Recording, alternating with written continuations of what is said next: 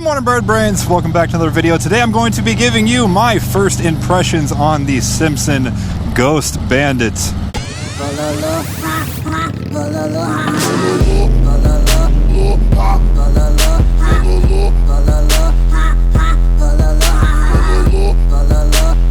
Now this is just the regular Ghost Bandit. This is not the mod Bandit. As you can see, that is one solid piece here.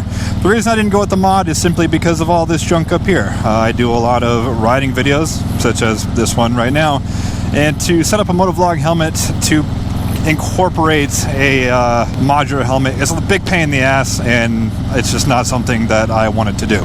This is literally my first time riding with this helmet. I just recently got it in a couple days ago, got all my stuff put on it, and this is our first ride. So I'm going to go ahead and run through just a few of the quick things I've noticed so far, give you a couple specs, and you're literally going to hear my first impressions of it while on the road. So right off the bat, after putting the helmet on, it does feel a little tight, but from what I've heard, that is completely normal for this helmet. It does have a break-in period, and people said the longer you wear it, the more comfortable it gets.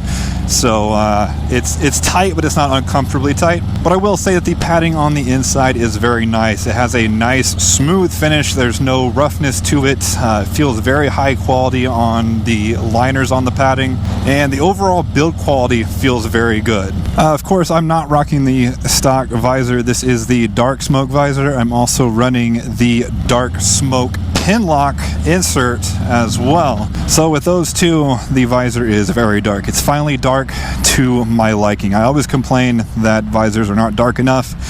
This double dark smoke is definitely doing the trick. I usually have to ride with sunglasses underneath to make it dark enough. Right now I'm riding in 5 o'clock South Texas sun, probably one of the brightest points of the day, and I'm completely fine. Speaking of glasses, that brings me to my next point. I had someone specifically ask, is it compatible with glasses? Yes, I'm actually rocking my prescription glasses right now with no comfort issues whatsoever. Also, that right there reminded me, the detents. This helmet actually has detents, and they are very good. Right now we are going 55 miles an hour. It is shaking a little bit. I think maybe at highway speeds it might come down on one of the middle ones. Possibly, I don't know. Honestly, it might stay in the middle. They are very strong, very nice detents. One of the best detents I've felt on a helmet thus far. This helmet also does feature no tool visor swapping. Now, I will say it is a little tricky on your first time. Once you kind of understand how it works, it's pretty easy, but there's one tab kind of way back here, up here, that you kind of gotta force it in, but once you learn that, it is pretty easy. Moving on to the vents, these two vents up front, this one right here as well as this one over here, are closable. Right now I'm rocking this one closed because this is the side my microphone's on, and this one open. I will say I do feel a tad bit of air coming through, but it's not substantial. It's definitely not the same as my bell eliminator or my Biltwell lane splitter. The strap is pretty comfortable. It's your standard D-ring with a loop. I've gone ahead and already attached my quick connect onto here, but the padding around the strap is definitely sufficient. It's definitely not like the Biltwell lane splitter where that strap material is digging into you. I will say though that it is somewhat in an odd position. It does sit a little bit further back than I would like. It does kind of dig into my Adam's apple here, but it's not as bad as some other helmets I've worn for sure. One other thing I did incorporate into this helmet was I basically swapped. God damn it! Of course, my front camera is going to die as soon as I start talking about this, but you don't really need to see it. You saw how I have the double dark smoke visor, but one other thing I wanted to show you is that this helmet does come with the interior visor. I went ahead and swapped that out with a clear. Reason being is I do about 90% of my riding in daytime settings, such as right now. So my flip down visor, I went ahead and swapped it out for a clear. I just flipped it down right now. I'm trying to kind of gauge how much wind it blocks and stuff like that. It's actually doing a pretty good job. I feel like I could run with the visor down, no glasses.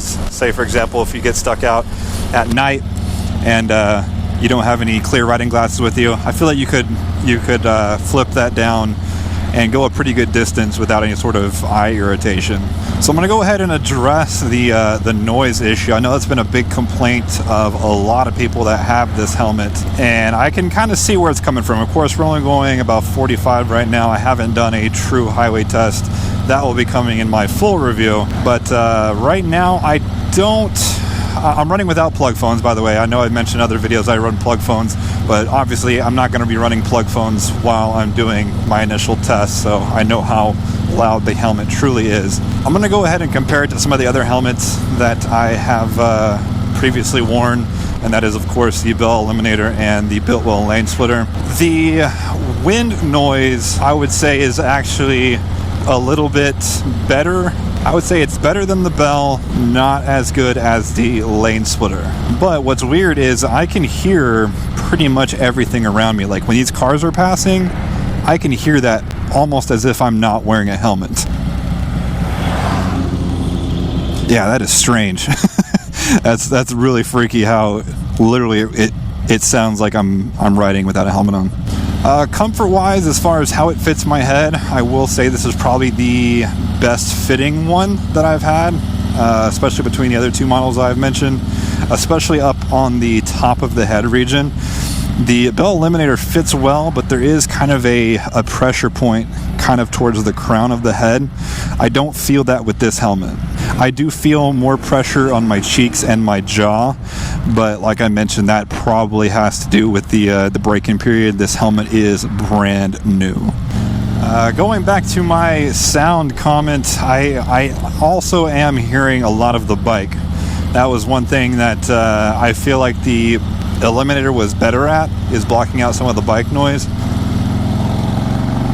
But yeah, I can hear every bit of that, which for some people they really don't mind. A lot of people like hearing their bike. They like to be able to hear, you know, what RPMs they're at. They like to hear that expensive ass exhaust they put on the bike. So I'm not saying that is a good or bad thing, just letting you know I hear a lot of it. I'm gonna go ahead and touch on aerodynamics here for a second. Like I said, I don't think we've gotten over 55 on this test ride. So I will be doing a full highway test for my full review, but as of right now I'm getting zero buffeting. Now a lot of that has to do with this beautiful Clockworks windshield I got here. That did reduce the buffeting on my other two helmets substantially as well, but I will say between the other two, as far as buffeting goes, this one is winning. Well guys, that is pretty much about as much as I'm going to be able to give you on this initial thoughts video. Like I said, I'm going to be doing a full at least 1,000 to 2,000 miles on this helmet before I do my full review. If you want to see the full reviews on both of the other helmets I've mentioned earlier in the video, I'm going to go ahead and include a link for that video down in the description. And so you don't miss that full review video, if you're not already subscribed, I highly suggest you do so. We got a lot of exciting things coming out this year, so definitely don't want to miss any of that. But other than that, if you like this video, go ahead and hit that like button. If you haven't already, go ahead and punch that subscribe button. And as always, thank you for watching. I'll see you guys next time.